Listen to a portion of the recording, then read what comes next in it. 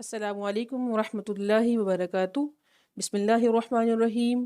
انشاءاللہ آج ہم پہلے پارے کے چند اہم پوائنٹس دیکھیں گے۔ ڈیٹیل ہم دورہ قرآن میں دیکھ چکے، یہاں ہم مختصر دیکھیں گے انشاءاللہ۔ سورۃ الفاتحہ۔ سورۃ الفاتحہ میں بندہ اپنے رب سے مکالمہ کرتا ہے۔ سورۃ الفاتحہ ایک دعا ہے، یعنی دعا مانگنے سے پہلے اللہ تعالیٰ کی تعریف کرنا، جیسے الحمدللہ رب العالمین۔ سب سے اہم دعا کیا ہے؟ ہدایت کی دعا مانگنا، جیسا کہ فرمایا اہدنا الصراط المستقیم۔ ہر نیکی کی بنیاد تقوی اختیار کرنا، جیسا کہ فرمایا ھدی للمتقین۔ اس کے بعد اللہ تعالیٰ کے ساتھ کسی کو شریک نہیں کرنا، یہ بہت اہم چیز ہے۔ اللہ تعالیٰ فرماتے ہیں فَلَا تَجْعَلُوا لِلَّهِ أَندَادًا۔ کتاب کی تلاوت کا حق ادا کرنا، یعنی قرآن کریم کی تلاوت اس طرح کرنا جیسے تلاوت کرنے کا حق ہے، جیسے ہمیں رب العالمین نے سکھایا ہے، جیسا کہ فرمایا یتلونہ حق تلاوتی۔ ہر مشکل کے وقت ایک مومن کو اللہ ہی کی طرف رجوع کرنا چاہیے۔ وَاسْتَعِینُوا بِالصَّبْرِ وَالصَّلَاةِ، یعنی جب بھی ایک مسلمان مشکل میں پڑے تو وہ صبر اور نماز کے ساتھ ہی مدد مانگے۔ لوگوں سے اچھی بات کہتے رہنا، جیسا کہ فرمایا قولوا للناس حسنا۔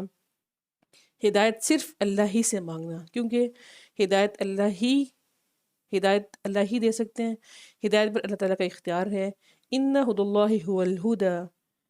اللہ کی اجازت کے بغیر کسی چیز کا نقصان نہ دے سکنا۔ ایک مومن کا، مسلمان کا اس بات پہ یقین ہونا چاہیے کہ اللہ تعالیٰ کی اجازت کے بغیر کوئی بھی میرا کچھ نہیں بگاڑ سکتا، جیسا کہ فرمایا وما هم بضارین بہ من احد الا باذن اللہ۔ مرتے دم تک اسلام پر قائم رہنا، یہ ہمیں دعا بھی کرنی چاہیے کہ اللہ تعالیٰ جب تک میں زندہ رہوں اسلام پہ رہوں، جب مجھے موت آئے اور اسلام پہ ہی آئے۔ رب العالمین نے فرمایا فلا تموتن الا وانتم مسلمون۔ اس کے بعد ہم نے دیکھا صحابہ اکرام جیسا ایمان اختیار کرنا بہت اہم چیز ہے۔ اس کی دلیل ہمیں فَإِنْ آمَنُوا بِمِثْلِ مَا آمَنْتُمْ فَقَدِ اهْتَدُوا کے الفاظ میں ملتی ہے۔ اللہ کے لیے خالص ہو کر کام کرنا، یعنی ایک مسلمان مومن کو ہمیشہ اللہ تعالیٰ کے لیے ہی خالصتاً کام کرنے چاہیے، اپنی نیت میں ہمیشہ اخلاص پیدا کرنا چاہیے۔ نحن لہ مخلصون، اپنے عمل کی بہتری کی طرف توجہ کرنی چاہیے، جیسا کہ اللہ نے فرمایا لہا ما کسبت ولکم ما کسبتم، یعنی ہمیں اپنے اعمال کی طرف توجہ کرنی چاہیے، نہ کہ دوسروں کی طرف، کیونکہ کل قیامت کے دن ہم سے ہمارے عمل کا حساب ہوگا، دوسروں کے عمل کا حساب نہیں ہوگا۔ یہ تھے چند اہم پوائنٹس۔ اللہ تعالیٰ سے دعا ہے کہ اللہ تعالیٰ ہمیں دین کی سمجھ عطا فرمائے اور ہم سے قبول فرما لیں، آمین یا رب العالمین۔ وآخر دعوانا ان الحمد للہ رب العالمین۔